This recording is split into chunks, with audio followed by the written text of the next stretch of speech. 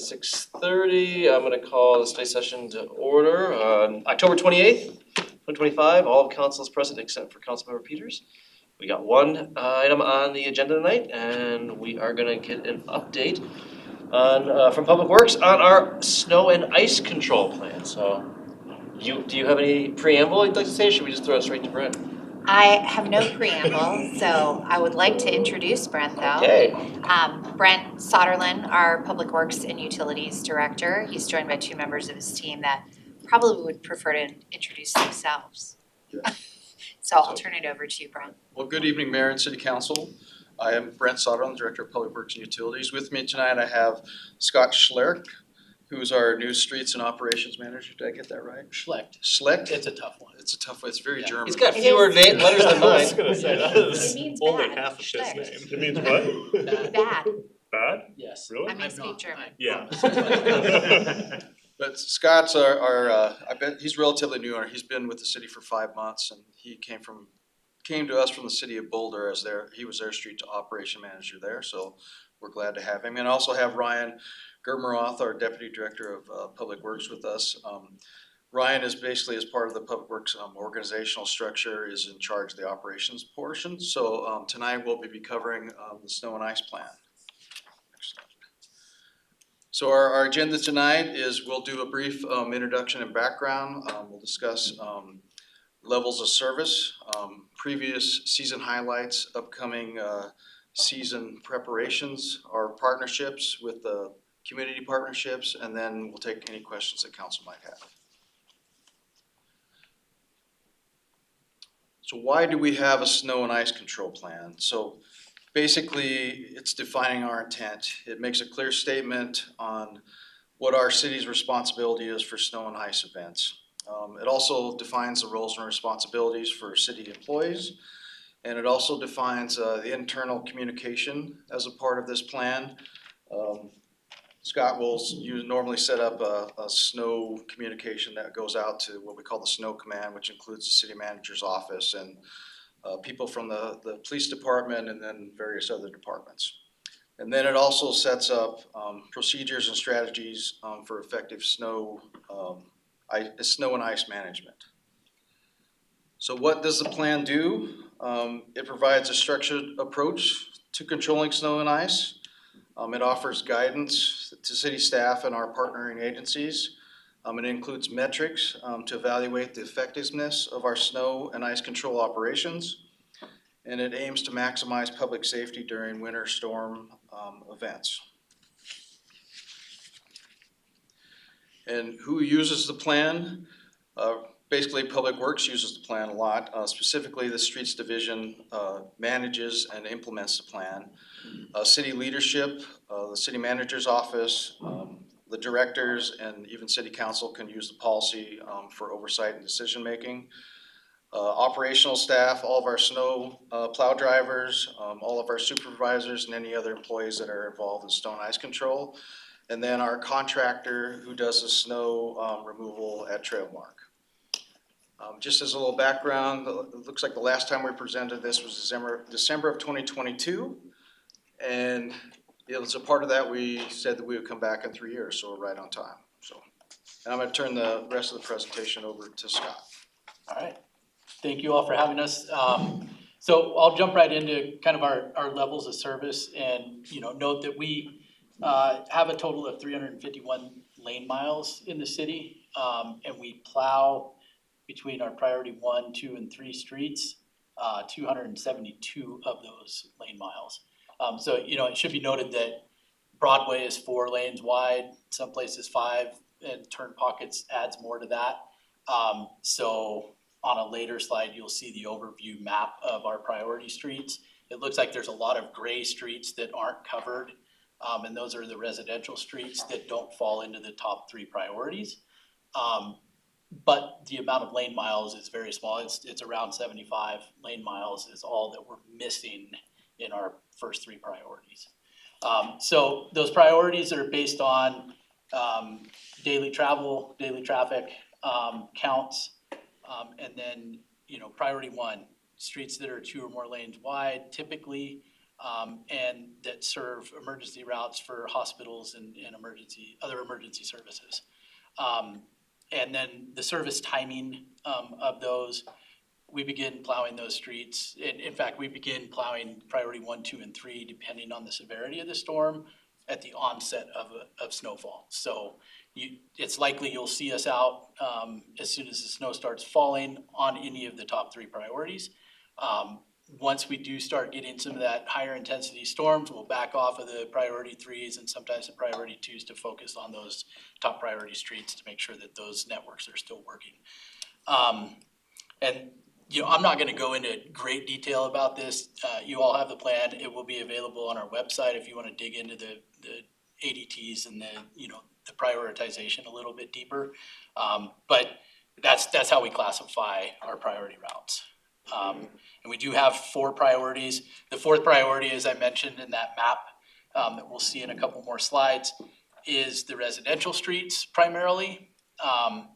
And those are ones that aren't identified as, hazardous areas to begin with. Those would fall into the 3rd priority.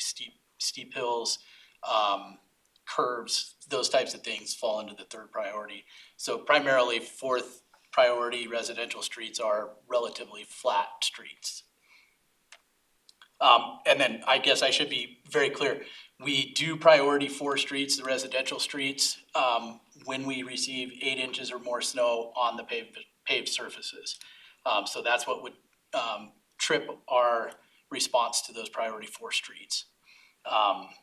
Generally, we will not plow priority 4 streets in smaller storms. And that's where our threshold for a major storm kicks in, is that 8 inches. And it is also in alignment with most of our neighboring communities as well. And then we get into protected bike lanes. It should be noted that it's pilot program with all the protected bike lanes, and they are very spread out across the city. It's not a very continuous network, so it really creates a maintenance challenge for snow removal especially. Our grounds division of Public Works is dedicated to plowing those protected bike lanes. Once their other priorities are done, such as the sidewalks around this building and parking lots and those things that they already have as a higher priority street or a higher priority maintenance area for their division. Councilor, any other question? Hi. Yes, sorry. No, we haven't, I don't think we've met yet, so. We haven't. Pleasure. Yeah, so I'm looking at, we have 4 tiers for streets. Yes.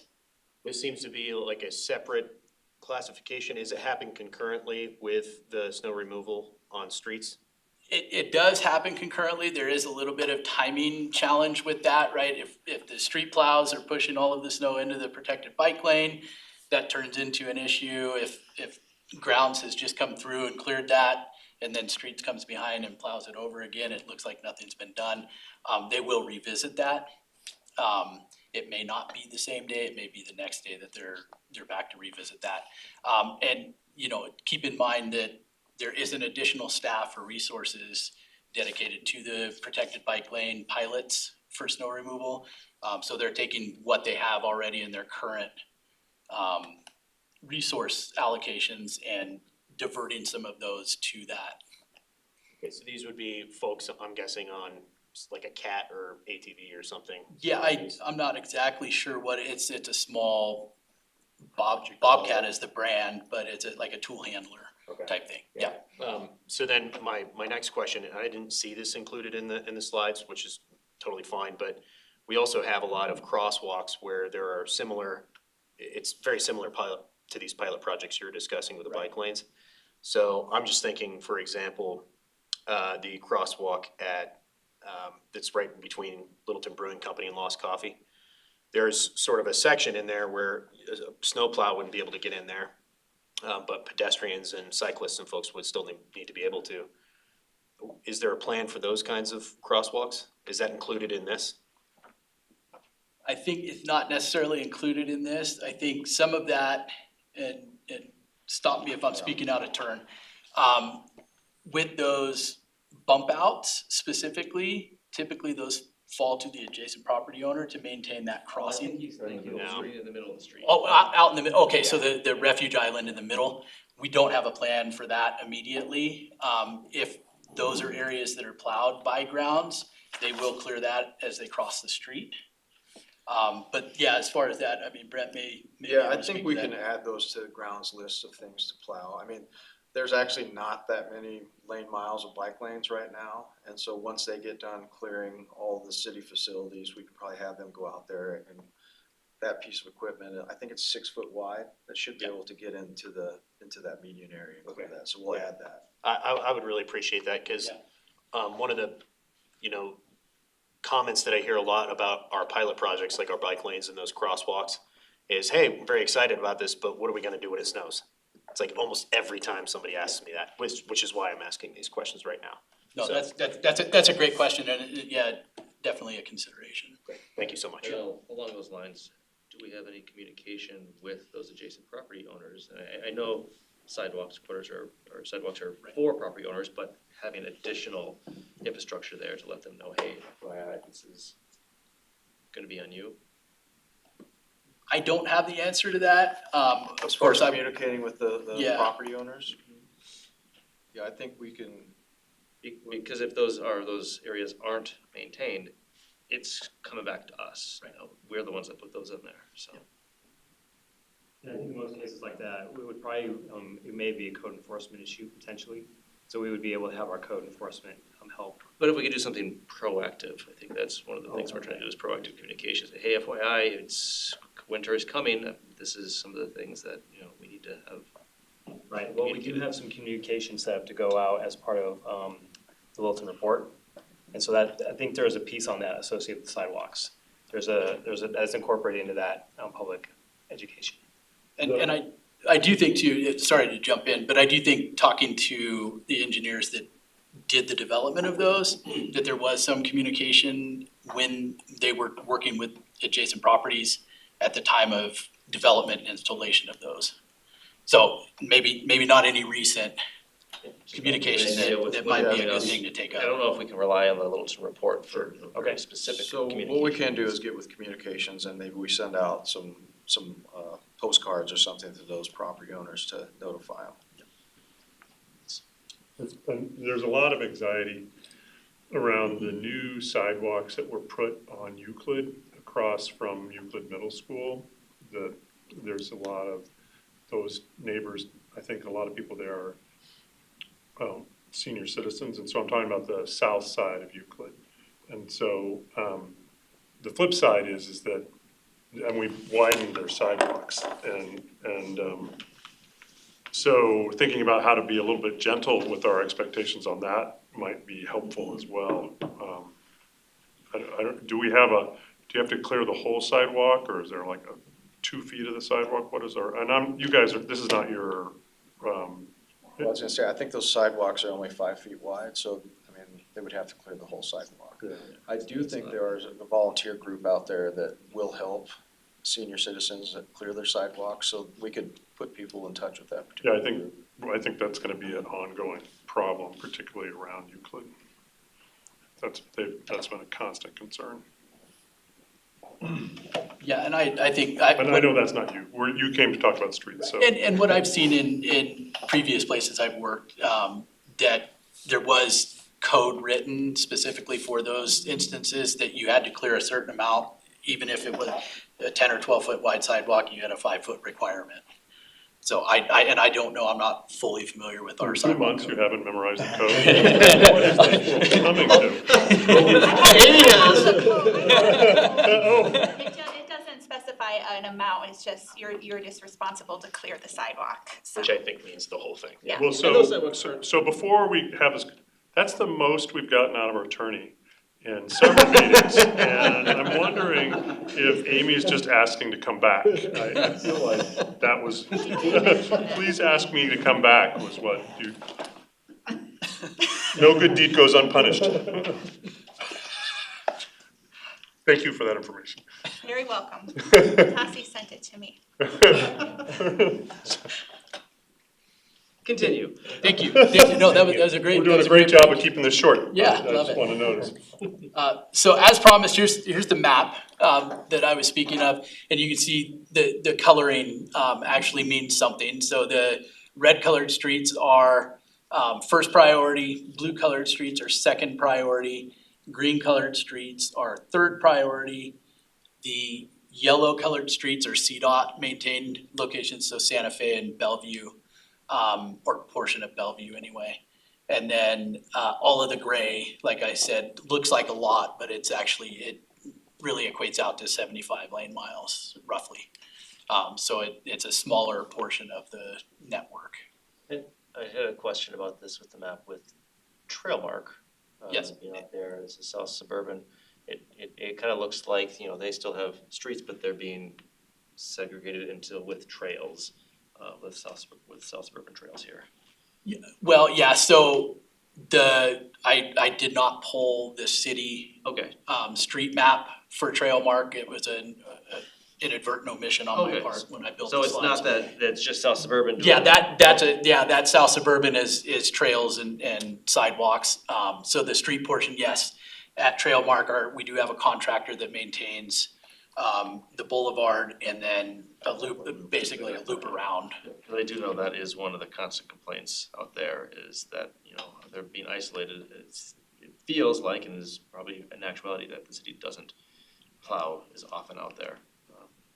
Yeah, they realistically won't see city plows since it is contracted work, so it could be Well, that I don't think they care who's on the plow, they just want the they streets want to plowed. plow. Yes, yeah, and they're, the way the contract's written, they're supposed to trigger at the same time that we do. So they should be receiving that service pretty quickly, I would say. If they're not, we're happy to take those calls and work with our contractor to get that in better. And then Brent, if you wanna take over the South Suburban piece. Sure, so we did talk to South Suburban a little bit about, their thresholds for, clearing snow, and so they clear snow with any storm that's 1 inch or greater. And within Littleton, they remove snow on all the hard surface trails, and then they perform snow removal on the bridges, along the Highline Canal.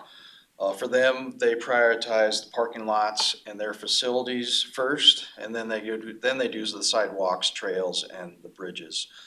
And they do not plow the soft surface trails, just due to when they plow during the winter time, it displaces the material and they have to go back and fix that stuff in the spring. So that's really how South Suburban prioritizes their snow removal. Okay, highlights from last season, last 3 seasons, to take an average. You'll see that it looks like the 22-23 season has some higher usage and higher mileage. Looking back at the climate data, it looks like it was a little bit of a colder season, and of course, I wasn't in Littleton at the time, so I can't speak fully to that, being an anomaly, but it did look like it was a little bit colder. So there's a high potential for more ice accumulation and ice recurring after they've been over it, so it could lead to higher material use, trying to keep that ice down. And also, it was such a kind of light snowfall year, so it looks like there were more smaller storms, kind of those nuisance storms that we get, that do tend to use a lot more material than a heavier snowstorm. Any other changes in terms of things like stormwater requirements that would affect like de-icing, material prices still seemingly okay, like nothing new there? Yeah, no, there's nothing new. One thing that we're always mindful of is that we're putting salts down on the road, right? We wanna be really mindful not to over apply, knowing that stuff goes directly into the streams. We want that salt, all the chlorides to be fully used up, and we can do that by not over applying, making sure that our equipment is properly calibrated, operators are properly trained, and we're putting out the correct amount that we need for those storms. And do you do forecasting if it's gonna be 60 degrees in 24 hours? Do you just not put out de-icer then? I mean, that would make sense. It does make sense. It would be a little bit of a operator or supervisor discretion. right? If they're having issues that we get snowpack at an intersection or something like that, and it's one of our higher use intersections, we would definitely want to make that safe with materials.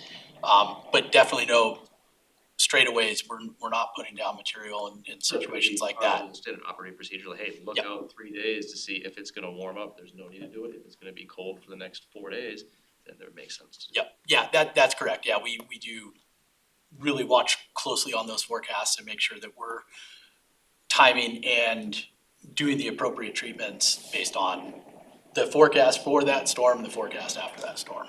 And Scott and I did go to the Arapahoe County Emergency Management meeting about snow and ice control over the winter. And the guy from NOAA said it's a weak La Nina year, so there's a 50% chance it's gonna be dry and a 50% chance it's gonna be wet. So it was very helpful as far as that. So no, what the bottom line was that he thinks there's gonna be a lot of frequent 2 to 5 inch storms and then maybe one big storm. So we'll see how that all plays out. I used to work with the weather service and I rode in the elevator with the deputy director and he was talking about one of the hardest places to forecast is here. Oh, I believe it. Yeah, Colorado is tough. And I, you know, we see it, and I've been in this industry, gosh, 25 years or more, plowing snow in Colorado. And the forecasts are hit and miss even. So we try to do our best. We try to, you know, put the best response out, based on the forecasts that we're getting, knowing that those change very quickly in Colorado. You know, a low system moves north or south or east or west 40 miles and it completely changes the outlook for our area. So it's a pretty tough place to work. But hopefully things are good and we're watching as many forecasts as we can and making the right decisions. So upcoming season preparations, this is part of that.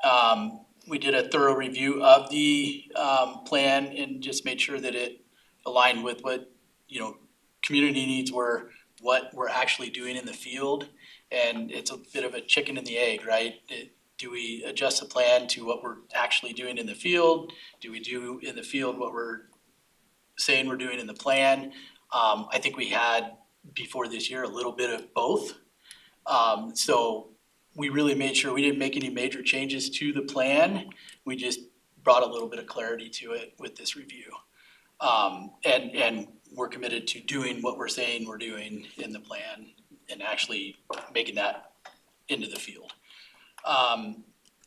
We engaged department leadership for guidance and approval of the plan.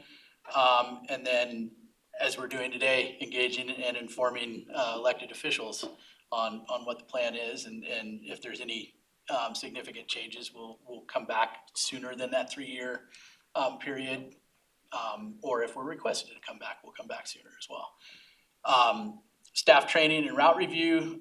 So tomorrow we're doing our staff snow training at our offices.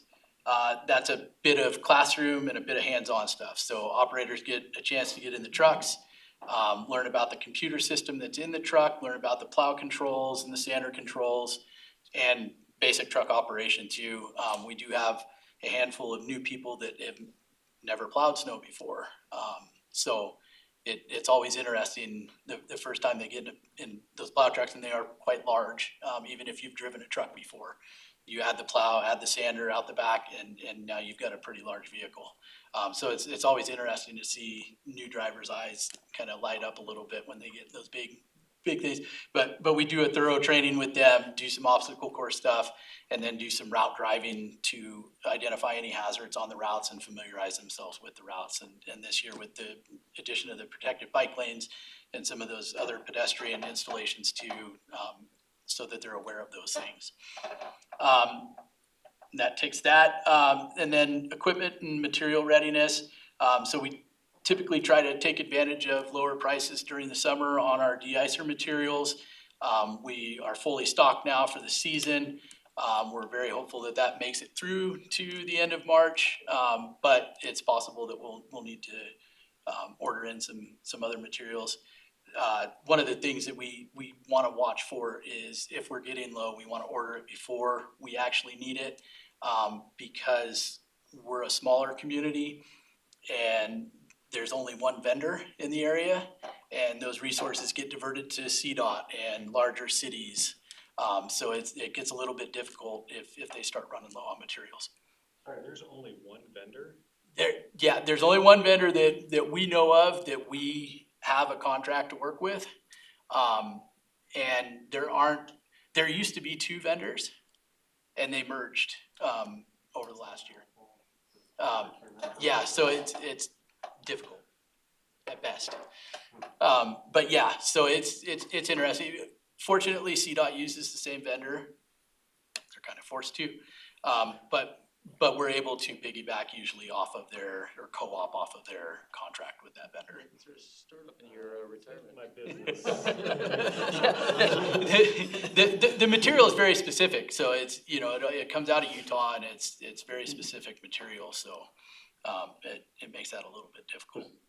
Mag chloride? No, so our granular is an ice slicer. It's a Redmond salt. So it's salt that's mined out. It has a little bit of clay in it to help it bind and stick to the roadway. And then we do, use a mag chloride based liquid product as well. That's a great question. Huh? Thank you, Joe. Maybe a science question, it's a good question. Thank you. And also during the off season, we make sure that our facilities and our equipment are in shape and ready to run when we get the first snowfall. So all of those things have been taking place, thorough inspections and run-throughs of all the vehicles and everything that we use for snow. And I think I was gonna take this one too, Brett. Community partnership. Get rid of it, come on. Community partnership and responsibility. What can the community do to help us? Prepare vehicles and residences for winter weather before the first flakes fall or the first freeze happens last night. Making sure your pipes are secured or covered or insulated, or drained of water, so we're not having flooding issues out of your house. And then your vehicles, make sure that they're ready for winter weather. Winter driving and summer driving are a little bit different, as we all know. Being informed of winter weather and there's various forecasts. As I said, we watch dozens of different forecasts to figure out what's going on and what we need to do to respond. And the community can use those outlets as well. We don't have any proprietary or purchased services that we use for forecasting currently. So we're using all the stuff that's publicly available.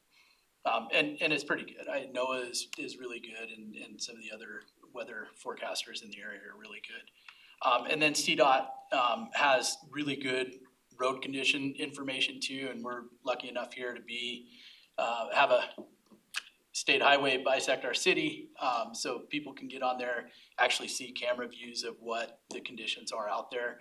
They should be pretty similar on our priority 1 streets to what Santa Fe is, maybe better at times. We really hope so. But that's a good resource for folks as well. Avoiding on-street parking along priority 1 through 3 streets as much as they can helps us have room to be able to maneuver around and gives us an area to push the snow to. I heard from a colleague years ago that we aren't in the business of snow removal, we're in the business of snow moval, so it really has to go somewhere, unfortunately. And then completely clearing snow from their vehicles before they hit the road. We've all seen the person with 3 feet of snow on top of the roof and then it blows off and covers somebody else's car, or it slides off and covers your own windshield at the next intersection. So clear all that snow as best as you can. And then responsibilities as a member of the community, as we mentioned earlier, sidewalk shoveling per city code, and that's listed up there. And then also avoiding depositing snow from private property onto bike lanes or out in the middle of the street. It's really good moisture for your grass.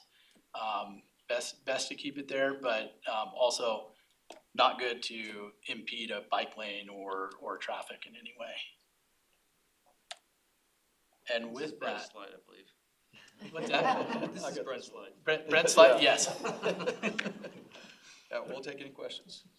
So I would appreciate if you would kind of, Brent, monitor how things are going in front of Euclid, not just the sidewalk, but that's kind of our first complete street and how plowing works there. And I don't think we have protected bike lanes there, but also I would appreciate if you would just monitor those things and consider giving us a formal or informal report next year, because Joel is right.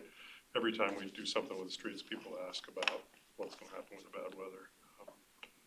Just, and obviously I don't expect you to create a rigorous measurement thing, but just what happened. We can keep an eye on it. Yeah, thank you very See how much. it's going.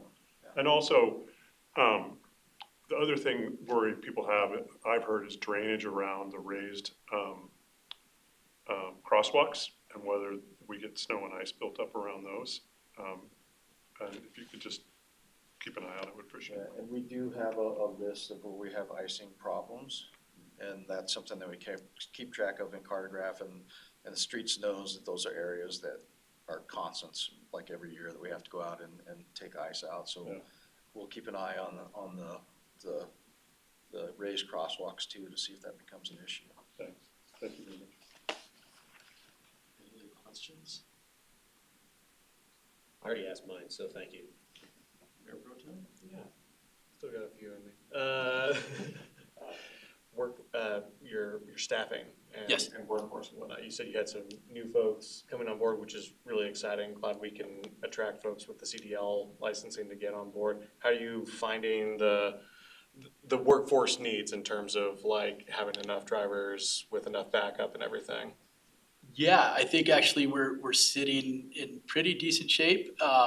We have one vacancy in streets division right now. I think all the other divisions, with the exception grounds has some vacancies, but utilities is full for right now, and traffic is full as well. So those are our supporting actors, and I think we're doing okay. Yeah, we're in a much better position than we were last year. We were actually only about half staffed in the streets division last year during winter, and so That's why I asked. we're in much better shape this year. That's awesome. I want to say that very quietly though. I mean, kudos, like that doesn't happen out of nowhere, right? Can you attribute that to pay or benefit? Like, is there something that you did that put us in a good position? I brought Scott on. That helped. So, Did that, yeah. box Brought checks. Ryan on. Second You're box check. leaving and, I'm not asking dumbass questions anymore. No. I mean, but like, obviously building a solid foundation and team is helpful, but like, was there something that helped kind of make that difference, you think? I guess I would say, so some of the new staff we have, they didn't have their CDL when they hired on with us. So the flexibility that we have in our job description to be able to hire someone that does not have that license and then train them has allowed us to open up the. And we're paying for the CDL licensing and Yes. everything like that? Yes. Fantastic. No, truly, like, that's a huge move. Stay in the school district's been doing that for a while.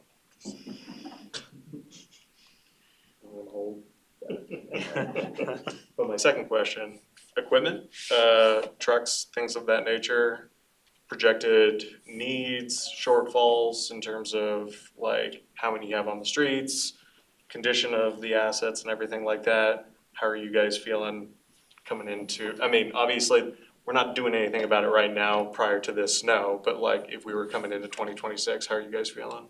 So just to be clear, the appropriate answer is better than Boulder. Fair. Keep going. I think our equipment situation is okay. That's fair. Everything is in running condition, everything is passing DOT inspections, that we use as frontline vehicles anyway. We've got a very old vehicle that we're having some difficulties with there, but it's not a plow vehicle, so not part of this conversation necessarily. We do have 2 trucks that we ordered, 2 years ago, 2.5 years ago, that the chassis have been built. Oh my God. And are in Denver, so both of them are here. One of them is at the upfitters, waiting for the upfitter to have the resource availability to put all of the snow equipment and the dump box and all of that on. The other one is still at the dealership, waiting to transfer over to the upfitter for upfitting. So so ordering equipment anymore since COVID really is just not what it used to. We used to be able to order snowplow equipment and have it within 6 months. That is not the case anymore. It's 2 years to plus now. So we need to forecast that as best we can. We're working with our fleet division on that as well, and I think TJ's keeping us in pretty good position and also forecasting the need to order those vehicles as they come up for replacement. And one thing I would add to that, so Fleet this year, they've implemented a more robust inspection than they've done in years past. And so that's helped us catch some things that we have not caught prior to previous snow seasons. And so, like Scott was saying, it's in okay condition, but the Fleet division's doing a really good job of keeping things in good working order, making sure they're being proactive in the maintenance to have the trucks in the best condition they can be come the beginning of snow season. I understand you gotta qualify condition of assets I know you're hedging and that's okay, and I appreciate the fact that you guys are catching problems before they become bigger, more expensive problems. But it sounds like you have sufficient backup to the fleet as of right now, you have things on order. Do you anticipate expanding that and needing to kind of build on the fleet budget to stay ahead of things as some of the older equipment ages, or where are you feeling where you are in that? New trucks on them. Yeah. That was you, 5? Yeah, I'm not gonna speak to age of vehicle, cause I'm right now, I can look at my spreadsheet and know, but I don't have it pulled up, but we have some vehicles that are around that 10+ year old, and those are, two of those are already in the replacement process. We have some other vehicles that are in the 5-year range, that are good, or okay. I'm not going to stand and say, we need to replace the entire fleet today and we should plan for that next week. We're pretty good. And what I hope to do, and it's gonna take a lot more conversation, is as we replace these vehicles, also hold back some of the better running vehicles that are in pretty decent shape. And that way we have some of that wiggle room when things go down during a bad snowstorm. We currently have some backup equipment. I always like to have more. Just my personal take. It may not be the best financial thing, and I'm sure I'll have many conversations with Ryan and TJ about that, but.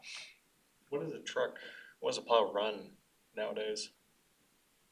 The last one I priced out was fully outfitted, $375,000. That is actually cheaper than I was expecting, quite frankly. $500,000. That was kind of closer to what I was guessing, quite frankly, honestly.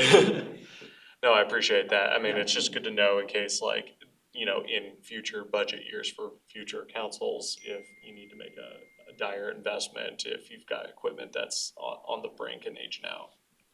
Yeah, I don't think we're in that position now. I think we've been doing a pretty good job of ordering vehicles as we needed to and putting that in the budget for fleet on those years that are due. If we could get the builders to build them a little bit quicker and deliver them, it'd be better. Find a welder. Any other questions, comments? Great, well, thank you, and I hope everyone in the city was watching and now are informed about our snow control plans. And I'll make one more plug to you. We do plan to put the snow and ice plan on our website, so it's publicly available.